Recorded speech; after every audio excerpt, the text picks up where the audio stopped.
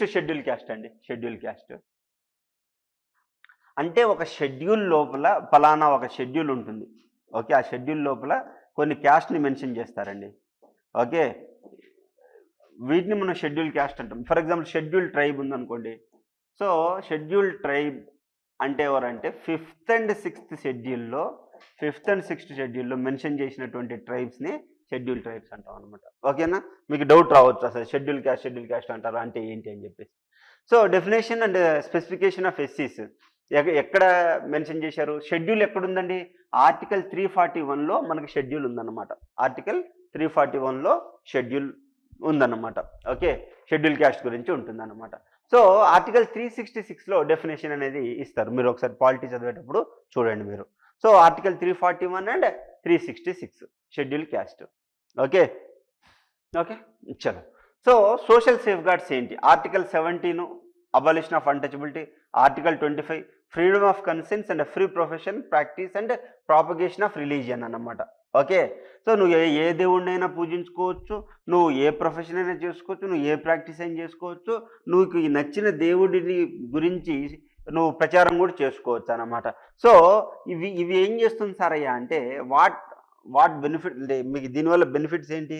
దీనివల్ల బెనిఫిట్స్ ఏంటంటే సార్ మీకు ఓకే ఎవరిని అంటే నువ్వు ఒక ప్రొఫెషన్ చేస్తున్నావు కదా అని నిన్ను కించపరచడానికి లేదన్నమాట. Okay, no one can demean you based on your profession. See for example మనము యుఎస్ వెళ్తాం, మనము చాలామంది మనం వెళ్ళలేదు, చాలామంది అనేది మనం వింటూ ఉంటాం అనమాట. యుఎస్ వెళ్ళిన తర్వాత పెట్రోల్ బంక్లో పనిచేస్తారు, లేకపోతే మీనియల్ వర్క్ కూడా చేస్తారు, దే విల్ ఎర్న్ మనీ అని చెప్పేసి చెప్తారు. అదే పని మరి ఇండియాలో ఉండి మనం చేసుకొని చదువుకోవచ్చు కదా, చేసుకోం. ఫారెన్లోకి వెళ్ళి మాత్రం చేసుకోగలుగుతాం. మరి అక్కడ లేని నామోషి ఇక్కడ ఎందుకు? ఓకే, అక్కడ లేని నామోషి మరి ఇక్కడ ఎందుకు? అది ఒకటి మనం తెలుసుకోవాలన్నమాట.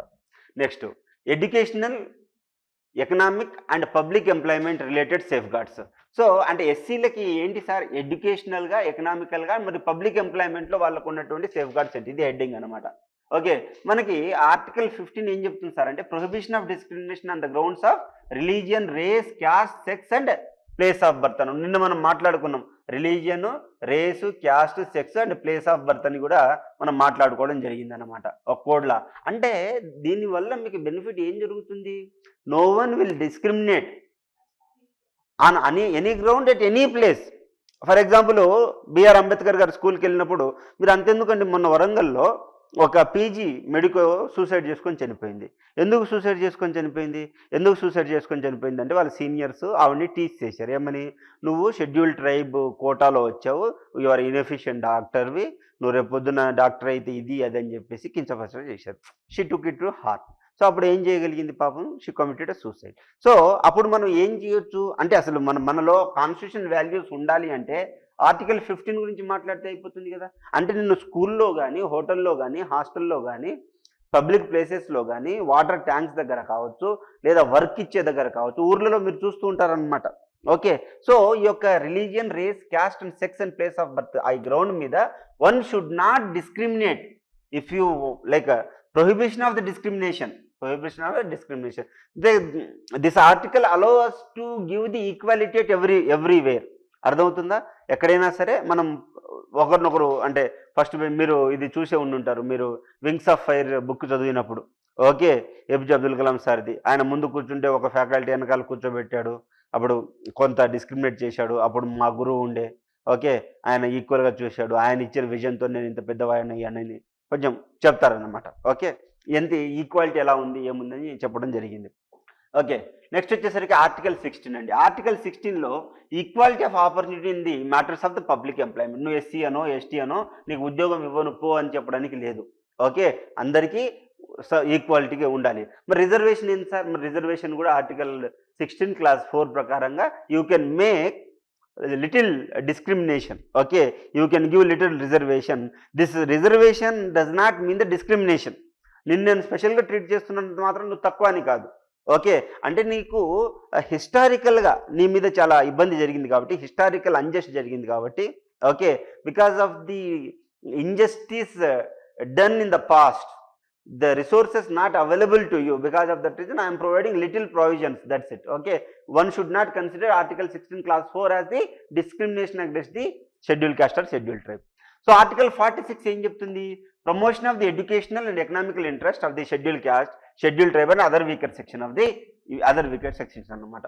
Promotion of educational and economic interest అనమాట. అందుకోసం ఇప్పుడు మనం ఈ నేషనల్ ఈ బ్యాంక్ గురించి మాట్లాడాం కదా, సిడ్బి అనో ఇదేంటి ట్రైకార్ అనో, ట్రైఫెడ్ అనో, లేకపోతే మన ఇంకేమంటారు డిక్కీ అంటారు, Dalit institute of commerce of chambers of India అని డిక్కీ అని వాడతారనమాట.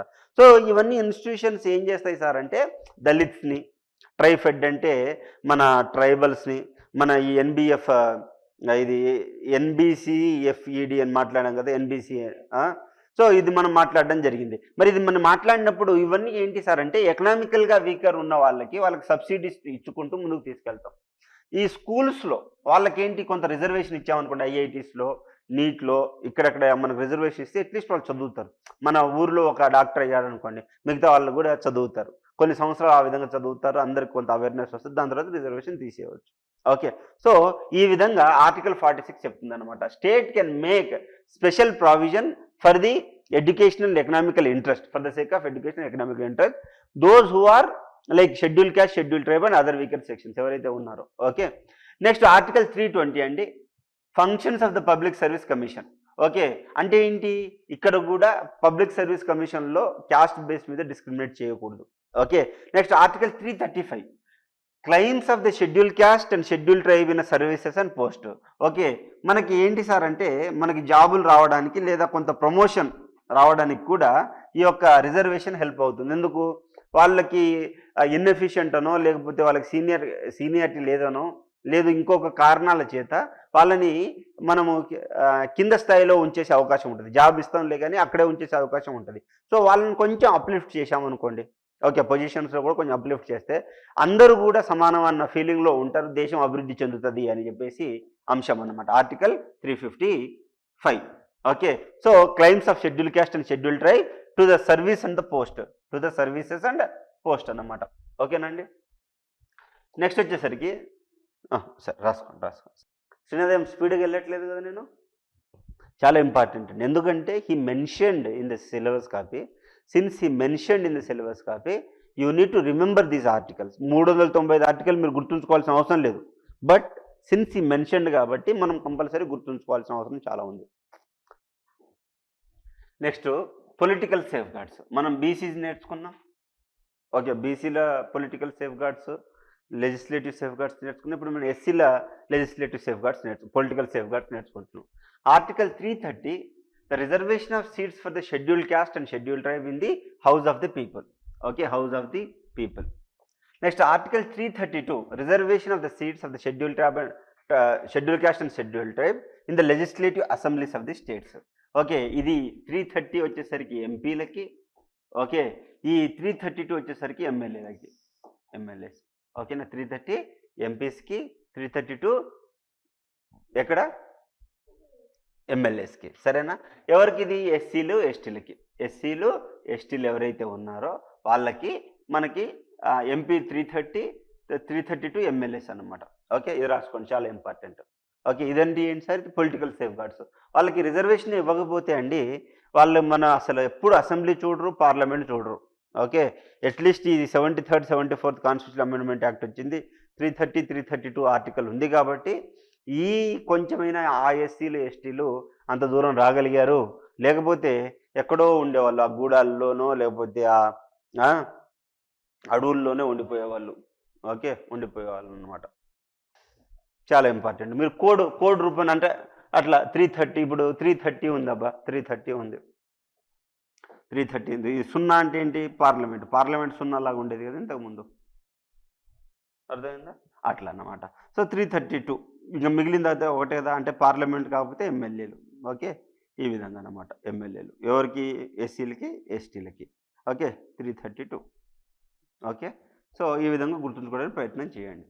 ఈ విధంగా గుర్తుంచుకోవడానికి అంటే ఏంటి? ఫర్ ఎగ్జాంపుల్ ఎస్సీలు ఎస్టీలు ఎక్కడికి వస్తారు? పంచములు. ఇప్పుడు చతుర్వర్ణ సిస్టంలో వాళ్ళని ఫిట్ చేయాలి కాబట్టి ఓకే, ఈ వీళ్ళు ముగ్గురు కాకుండా అని అర్థం అన్నమాట.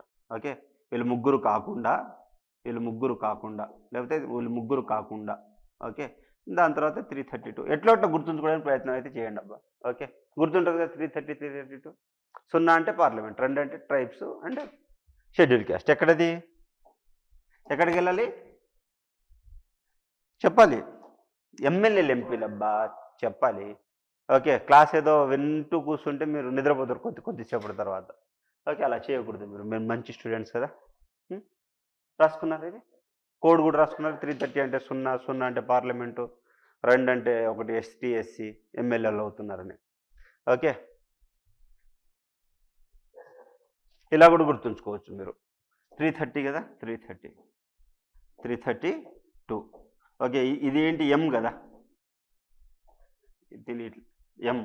ఎక్కడికి వెళ్తున్నారు, పార్లమెంట్కి వెళ్తున్నారు. ఓకే, ఎంపీ లేదా ఎమ్మెల్యే, అట్లా ఏదో ఒకటి. నీకు ఎండ్ ఆఫ్ ది డే నీకు గుర్తుందా లేదా అనేది రబ్బా. నీకు సర్వీస్ వచ్చిందా రాలేదా చూస్తారు తప్ప నువ్వు ఎట్లా గుర్తుంచుకున్నావు ఎవరు చూడు. Okay, people will only see the success. Next article 334. So article 334 reservation of the seats and a special representation to seize after the 60 years. అంటే రిజర్వేషన్ అనేది మనము ఇది మన 1950 నుంచి ఎన్ని సంవత్సరాలు ఉంటుందని చెప్పారు, 60 సంవత్సరాలు ఉంటుందని చెప్పారు. కానీ వాళ్ళు డెవలప్ అవ్వలేదని కొంతమంది అంటారు, కొంతమంది ఏమో పొలిటికల్ గెయిన్స్ కోసము వీళ్ళ రిజర్వేషన్ తీసేస్తే ఎవరైతే తీసేస్తారో వాళ్ళకి రాజకీయ భవిష్యత్తు ఉండదనో, ఇంకా చాలా కారణాల చేతి చెప్తారు. సో 334. ఓకే, 334 వీళ్ళకి రిజర్వేషన్ 60 years వరకే ఉంటుందన్నమాట. Article 243D reservation of the seats in panchayats. Article 243T reservation of the seats in municipalities. Okay, ఇక్కడ మున్సిపాలిటీస్ చాలా చాలా ఇంపార్టెంట్ అండి. ఈ 2 క్వశ్చన్స్, ఈ 2 టీఎస్పీఎస్సీ కండక్ట్ చేసిన గ్రూప్ 1 గ్రూప్ 2 అన్ని ఎగ్జామ్స్లో అడిగారు. ఈ ఆర్టికల్స్ చాలా ఇంపార్టెంట్. నేను ఏదైతే ఇంపార్టెంట్ అంటున్నానో దయచేసి మీరు దాని మీద ఫోకస్ అయితే పెట్టాలి. మీరు ఫోకస్ పెట్టకుండా రేపు పొద్దున మా సార్ ఏం చెప్పలేదని నా మీద నిందలే వద్దు మీరు, సరేనా. Next agency of monitoring safe guards. మరి ఎవరో ఒకరు సేఫ్ గార్డ్ చేయాలి కదా. ఓకే, ఎవరో ఒకరు సేఫ్ గార్డ్ చేయాలి. ఏంటి ఆర్టికల్ 338 ఏంటి ఏం చెప్తుంది, నేషనల్ కమిషన్ ఫర్ ఎస్సీస్ గురించి చెప్తుంది అనమాట. నేషనల్ కమిషన్ ఫర్ ఎస్సీస్ గురించి చెప్తుంది అనమాట. ఓకే, అంటే మనం ఇది ఎలా గుర్తుంచుకుంటాం, ఇప్పుడు 8 అంటే సంఖ్యలు లాగా ఉంటాయి కదా. 8 అంటే ఏంటి సంఖ్యలు, ఎట్లా ఇప్పుడు పెట్టేస్తాం కదా, ఇన్ఫినిటీ ఇదొకటి. సో అట్లా 8 అంటే 3 అంటే ఎవరు అంటే చతుర్వర్ణ సిస్టంలో ఈ యొక్క ఎవరు బ్రాహ్మణు క్షత్రియ వైశ్య ఈ ముగ్గురు కాకుండా, వీళ్ళు ముగ్గురు కాకుండా 3వ వ్యక్తి అన్నమాట. ఒకవేళ లేకపోతే ఈ ముగ్గురు ఎవరైనా ఈ కిందున్న వాళ్ళని ఇబ్బంది పెడితే, చెరసాల్లో పెట్టినట్టుంటే, బంధిస్తే వాళ్ళని మనం నేషనల్ కమిషన్ ఫర్ ఎస్సీస్, ఏ అనేది నేషనల్ కమిషన్ ఫర్ ఎస్టీస్. అట్లా ఏదో ఒకటి బండ గుర్తు పెట్టుకోవాలి. అది నీకు చెప్పలేదు, నీకు గుర్తుంటుందా, గుర్తుండదు. ఓకే, బిస్కెట్ అయిపోతుంది అన్నమాట. ఓకే, సో 338 నీకు 3 చూడంగానే ఎవరు గుర్తుకు రావాలి ఇప్పుడు, బ్రాహ్మణు క్షత్రియ వైశ్య, వీళ్ళు ముగ్గురు కాకుండా, వీళ్ళు ముగ్గురు ఈ యొక్క నిర్బంధం కనుక క్రియేట్ చేస్తే, if they create any restrictions exploitation the schedule caste and schedule tribe, the national commission for schedule caste and 338A ఏంటి సార్ 338A ఎస్టీస్ చేస్తుంది, నేషనల్ కమిషన్ ఫర్ చేస్తుంది అన్నమాట. Okay, next schedule caste are those caste or races in the country that suffer from extreme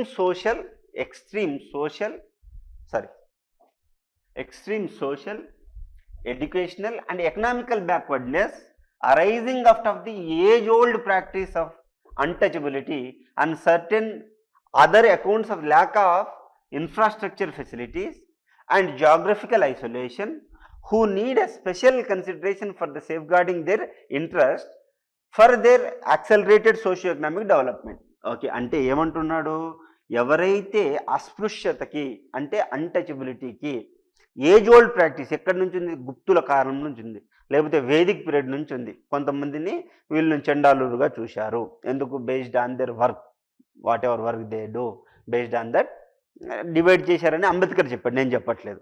okay, so ఏమంటున్నారు, ఇలా age ఓల్డ్గా అంటే పురాతన కాలం నుంచి కొంతమంది వీరు అస్పృశ్యతకు, that means they have been underwent the untouchability.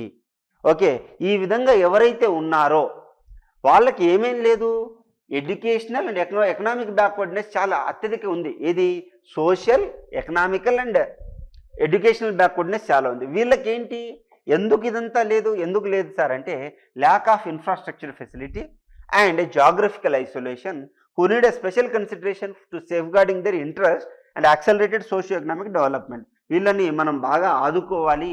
Okay, ఇలా ఎవరైతే ఉన్నారో సోషల్, ఎకనామికల్ అండ్ ఎడ్యుకేషనల్ బ్యాక్వర్డ్నెస్లో ఉండి, ఈ మూడు చాలా important. Social, economical and educational backward అంటే సి, కళ్ళతో సి. సి అంటే ఏంటి చూడాలి కదా, సి అంటే చూడడమే కదా, SCC. Social, educational and economical backwardness ఎవరైతే ఉన్నారో, దాని తర్వాత యూసి అన్టచబిలిటీ ఎవరైతే ప్రాక్టీస్ అయ్యారో వీరిని మనం ఏమంటున్నాం, షెడ్యూల్ క్యాస్ట్ అంటున్నాం. సో యూసి డెఫినేషన్ ఏంటి, లేదా స్మాల్ కోడ్ ఏంటి, if someone ask you who are schedule caste అంటే those who are untouchables, it was the practice of the age old practice, and those who are deprived of social, educational and economical backwardness. Okay, because of this whomever underwent this deprivation, they are called as what, scheduled caste. So code ఏంటి, you see. ఏదో ఒకటి గుర్తుంచుకోవాలబ్బా. మీకు చదివేది గుర్తుండకపోతే చదివి వేస్టే. చదివేవాడికి, చదువు వచ్చిన వాడికి చదువు రాని వాడికి తేడా ఏంటి తెలుసా? చదువు వచ్చినోడికి చదువు రానివాడికి తేడా ఏంటంటే, తేడా కాదు, రెండు ఎప్పుడు సమానం అవుతారు? చదువు వచ్చినోడు, చదువు రానివాడు ఎప్పుడు సమానం అవుతారు తెలుసా? చదువు వచ్చినవాడు చదవలేకపోతే వాడు చదవడు. ఇప్పుడు నువ్వు అశోక్ నగర్ వచ్చినావు రా అబ్బాయి, నువ్వు వచ్చి ఎందుకు వచ్చినావు? గ్రూప్ 2 అవుదామని వచ్చినావు. ఇక్కడికి వచ్చేసి అశోక్ నగర్ మాయలో పడిపోయి ఇక్కడే ఉండిపోయావు అనుకో, నీకు మీ ఊర్లో ఉన్నోడికి తేడా ఉంటుందా? ఉండదు. అంటే నీకు చదవగల స్తోమత ఉండి నువ్వు చదవలేకపోతే అది waste of time, money and energy అన్నమాట.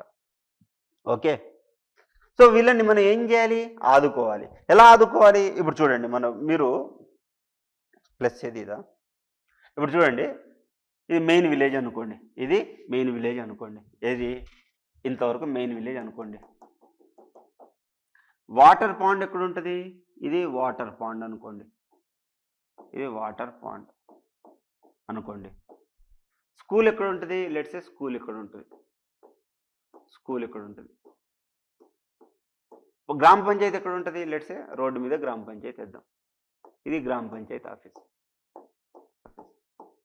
ఇక్కడ పోస్ట్ ఆఫీస్ ఉంటుంది, పోస్ట్ ఆఫీస్.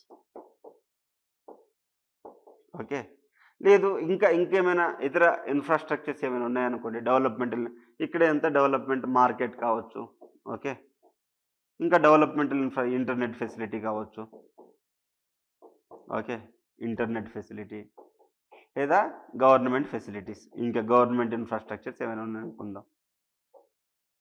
మీరు ఏ ఊర్లో తీసుకోండి, ఇండియా మొత్తం తిరగండి మీరు, మీకు దళిత వాడలు, ఇది మెయిన్ విలేజ్ అండి, ఇది మెయిన్ విలేజ్, ఇది మెయిన్ విలేజ్, ఇది మెయిన్ విలేజ్. దగ్గర మెయిన్ విలేజ్కి 1.5 to 2 kilometers అవే ఇక్కడ మనకేముంటుంది, దళిత వాడలు ఉంటాయి, దళిత వాడలు ఉంటాయి, దళిత వాడ. ఓకే, ఇప్పుడు నా దళిత వాడ నుంచి నేను ఎక్కడికి వెళ్ళాలి, స్కూల్కి వెళ్ళాలి. ఇలా స్కూల్కి వెళ్తుంటే ఎక్కడుంది స్కూల్? ఇక్కడ ఉంది, అంటే మెయిన్ విలేజ్ నుంచి వెళ్ళాలి. అయితే వీళ్ళందరూ ఎలా చూస్తారు, అన్టచబుల్స్లా చూస్తారు. చూసినప్పుడు మరి వాళ్ళు మనుషులే కదా, వాళ్ళకి ఏముంటుంది, ఒక ఇన్ఫీరియారిటీ కాంప్లెక్స్ ఫామ్ అవుతుంది, ఇన్ఫీరియారిటీ కాంప్లెక్స్ ఫామ్ అవుతుంది. ఎవరో ఒకరు టీస్ చేస్తారు, టీస్ చేసినప్పుడు లెట్స్ సే ఫైటింగ్ జరిగింది, ఫైటింగ్ జరిగింది. ఈ లోవర్ క్యాస్ట్ అతను హయ్యర్ క్యాస్ట్ అతన్ని కొట్టకూడదు, కొడితే వీళ్ళందరూ వీళ్ళని కలిసి కొట్టేస్తారు, చంపేసిన దిక్కు దివాను ఉండదు. ఎందుకు? పోలీసులు వీళ్ళకి సపోర్టు. ఓకే, పోలీసులు వీళ్ళకి సపోర్టు. ఓకే, పంచాయత్ వీళ్ళకే సపోర్టు. ఓకే, పంచాయత్ వీళ్ళకే సపోర్టు, అంతా వీళ్ళకే సపోర్ట్ ఉంటుంది, వీళ్ళకే సపోర్ట్ ఉంటుంది. సో నాకు ఇప్పుడు ఫైటింగ్ జరిగింది, నన్ను ఒకడు కొట్టేశాడు రా అబ్బాయి, నేను ఇంట్లో పెద్ద, నాకు ఇంకా 3 తమ్ముళ్ళు ఉన్నారు, ఒక చెల్లి ఉంది, వీళ్ళందరూ నేను స్కూల్కి పంపిస్తాను. will I allow them to go to school? Because they have to go to the school in the same way. It is no guarantee that someone might not tease me, someone will not beat me. కొట్టించుకొని చదువుకునే బదులు నేను బర్రెలు కాసుకుంటే ప్రశాంతంగా బతుకుతున్నా కదా, అప్పుడు ఏమవుతుంది, నాకు education అందట్లా. Education అందకపోతే ఏమవుతుంది, అవేర్నెస్ రాదు. అవేర్నెస్ రాకపోతే ఏమవుతుంది, నిన్ను ఎక్స్‌ప్లాయిటేషన్ గురించి నీకు తెలియదు. ఎక్స్‌ప్లాయిటేషన్ గురించి తెలియదు. ఎలాంటి ఎక్స్‌ప్లాయిటేషను, సోషల్ ఎక్స్‌ప్లాయిటేషన్ గురించి తెలియదు నీకు, ఎకనామికల్ ఎక్స్‌ప్లాయిటేషన్ గురించి తెలియదు నీకు, కల్చరల్ ఎక్స్‌ప్లాయిటేషన్ గురించి తెలియదు నీకు. మీది చాలా పెద్ద కల్చర్ రా అబ్బాయి, చాలా పెద్ద కల్చర్. మీ ముత్తాత వాళ్ళ తాత ఒక కల్చర్ ఫాలో అవుతున్నారు, మీకు ఒక ఫెస్టివల్ ఉంది. కానీ because this upper caste people they impose their festival on you forgot your festival. Don't you think that is exploitation? ఇప్పుడు ఆ సినిమాలో ఏదో 7 మెట్ల ఇది ఉండి ఆయనకి పద్మశ్రీ ఇచ్చారు. ఏదో మన మూవీ పవన్ కళ్యాణ్ మూవీలో తెలంగాణ నాగర్ కర్నూలు డిస్టిక్ అతనికి ఇచ్చారు, తెలుసా? ఆయన పేరు ఏది, 7 మెట్ల ఏదో ఉండే, ఎవరు, మ్యూజిక్ ఇన్స్ట్రుమెంటు. ఇప్పుడు ఆయన ఈ వెస్టర్న్ మ్యూజిక్ ద్వారా రేపొద్దున ఎవరు నేర్చుకోలేదనుకోండి, ఏమవుతుంది, అది అంతమైపోతుంది కదా. సో కల్చరల్ ఎక్స్‌ప్లాయిటేషన్ చేసినట్టే కదా, కల్చరల్ ఇన్వేజన్ చేసినట్టే కదా, కల్చరల్ కొలోనిజం చేసినట్టే కదా, నేను నీ మీద దండయాత్ర చేసినట్టే కదా. నీ మీద దండయాత్ర చేయాలంటే రాజ్యం రావాల్సిన అవసరం లేదు, నువ్వు మాట్లాడే భాషని నేను చంపేస్తే చాలు, నువ్వు చచ్చిపోయినట్టే. ఓకే, ఇట్లా ఏమేమైంది, social, economical, cultural and educational exploitation అయ్యావు. నీకు అవేర్నెస్ దొరికిందా? దొరకలేదు. ఎడ్యుకేషన్ దొరకలేదు కాబట్టి నువ్వు ఏమవుతున్నావు సార్ అంటే, నీకు ఎంప్లాయ్మెంట్ దొరకట్లేదు. నీకు ఎడ్యుకేషన్ లేదు, ఎంప్లాయ్మెంట్ దొరకలేదు అనుకో, ఆటోమేటిక్గా పొలిటికల్గా కూడా నువ్వు వెనకాల ఉండిపోతావు. మరి ఇదంతా ఎక్స్‌ప్లాయిటేషనే కదా, మరి దీన్ని కాపాడాలి కదా. ఓకే, దీన్ని కాపాడడానికే మన ఆర్టికల్ 330 ఉంది, 332 ఉంది, ఇంకోటి 243 ఏంటి, 243 ఏంటి, ఏం రాశారు, డి మున్సిపాలిటీ. ఇవన్నీ ఉన్నాయి కాబట్టి ఏమవుతుంది, వాళ్ళకి socially, economically, culturally, politically they will get reservation వస్తుంది. దాని తర్వాత ఆర్టికల్ 14 వాళ్ళని ఆర్టికల్ 14 కాపాడుతుంది, ఆర్టికల్ 14 కాపాడుతుంది, 15 కాపాడుతుంది, 16 కాపాడుతుంది, 17 కాపాడుతుంది, 18 కాపాడుతుంది, 19 కాపాడుతుంది, 20 కాపాడుతుంది. అంటే 12 నుంచి 35 వరకు, 32 వరకు అన్ని ఆర్టికల్స్ వాళ్ళని కాపాడుతుంది. అర్థం ఉందా? అంటే పాలిటీని ఎంత గొప్పగా చదవచ్చు, సొసైటీ లింక్డ్ పాలిటీని ఎంత గొప్పగా చదవచ్చు, సొసైటీలో ఉన్న డెప్రివేషన్ని, సొసైటీలో ఉన్న ఇన్ఈక్వాలిటీని ఏ విధంగా తగ్గించవచ్చు. చూశారు ఎంత అద్భుతంగా ఉందో. ఇది మనం ఇదంతా ఏదో చదవట్లే, మన ఊర్లో జరిగిందే, మీరు అనుభవించిందే, లేదా ఇటు సైడ్ నుంచి అనుభవించారా, ఇటు సైడ్ నుంచి అనుభవించారా అనేది డిఫరెన్స్. ఒకవేళ if you come from village background, if you come from urban jungle, I can't help you. Okay, తెలుసా అర్బన్ జంగల్ అంటే? ఓకే, అర్బన్ కాంక్రీట్ నుంచి వస్తే ఎవడు ఏం చేయలేడు దానికి. ఓకే, అర్థమైంది కదా ఎట్లా ఏంది. If you want you can draw, అది your wish. If you want you can draw, if you like it you can draw, there is no bar for it. అదేం లేదు, మీ ఊరి బొమ్మ గీసిన అంతే నేను. అంతేనా శ్రీనాథ్? Okay, done. మీరు అపార్ట్మెంట్లో ఉండొస్తే నేనేం చేయలేను.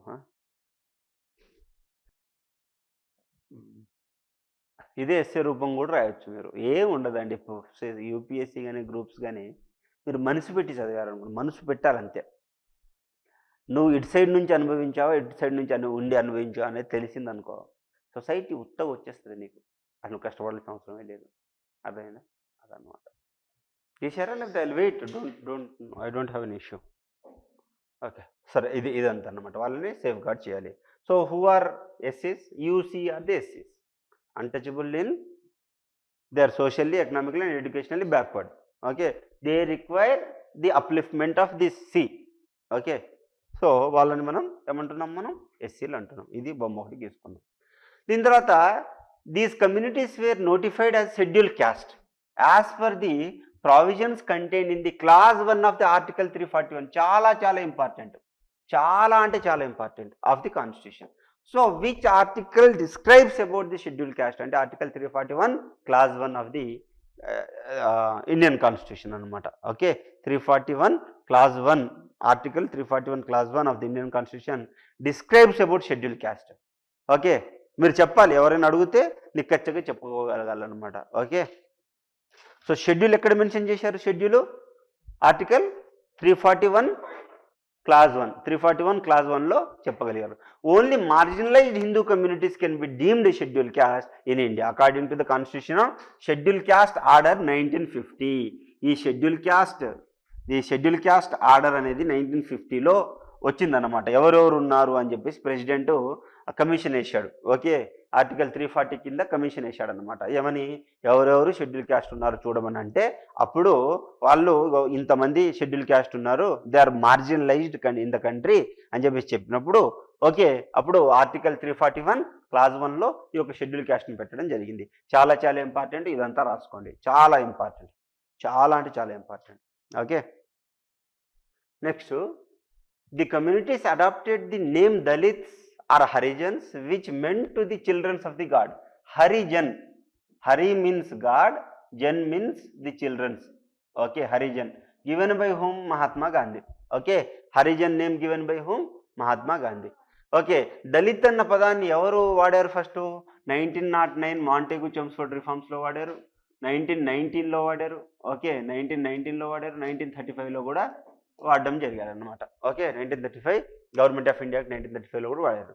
2011 census place the number of the schedule caste in India is 16.6% of the total population. అంటే మన భారతదేశంలో ఉన్న పాపులేషన్లో 130 కోట్లలో ఓకే, అంటే 2011 లెక్కల ప్రకారం ఓకే, అప్పుడు 130 లేరు. ఓకే, 100 crores ఉన్నారనుకోండి. ఓకే, ఎంతమంది ఉన్నారు? అప్రాక్సిమేట్లీ 1 crore అంటే 1 10 100 1000 10,000 లక్ష 10 లక్షల కోటి 10 కోట్లు. సో 16 కోట్లు. So 16 lakh people, approximately 16 crore people are there. Okay, అంతే కదా. 100 కోట్లలో 16.6% అంటే 16 crores అన్నట్టే కదా. So the Vijay Sampla has been appointed as the chairman of the national commission for the schedule caste. ఒకసారి ఈ ఫ్యాక్ట్ ఒకటి చెక్ చేసుకోండి. ప్రస్తుతం ఉన్న నేషనల్ కమిషన్ ఫర్ షెడ్యూల్ క్యాస్ట్కి ఎవరు, who appointed as the chairman అనేది ఒక్కసారి మీరు వెరిఫై చేయండి. ఓకే, ఎందుకు మీరు ఎగ్జామ్ రాసేటప్పటికి ఉన్న వాళ్ళు మారవచ్చు, ఏదేం జరగవచ్చు. ఏంటిది అది? వీళ్ళకి రిజర్వేషన్ 16% ఉండదండి. ఎస్సీలకి, మన ఎస్టీలకి ఏమో 5% ఉంటుంది, వీళ్ళకి ఎంత ఉంటుంది? 16% ఉంటుంది. 7 అంటే డిపెండ్స్ ఆన్ ది స్టేట్స్. 6% 7% అనేది డిఫరెంట్ అవుతుంది అనమాట, డిఫర్ అవుతుంది. ఇప్పుడు తెలంగాణలో 10% రిజర్వేషన్ ఎస్టీలకి. ఓకే, బీసీలకి 27% రిజర్వేషన్. ఓకే, ఈడబ్ల్యూఎస్కి 10% రిజర్వేషన్. సో ఇప్పుడు ఈడబ్ల్యూఎస్ అంటే జనరల్ కేటగిరీ వాళ్ళు కూడా అడగలేరు అనమాట, వాళ్ళకి ఎందుకు రిజర్వేషన్ ఇస్తున్నారు ఇన్ని రోజులని. ఎందుకంటే they are also enjoying the fruits కాబట్టి. Okay, if you don't enjoy the fruit then you can ask why these people are eating the fruit. Now when you are eating the fruit you can't ask, you don't have a right to. చాలా important అండి, చాలా important. Okay, 16.6% ఉన్నారు approximately according to 2011 census. 2021లో జరగాలి, but because of the COVID census అనేది జరగలేదండి. Census అనేది జరగలేదు.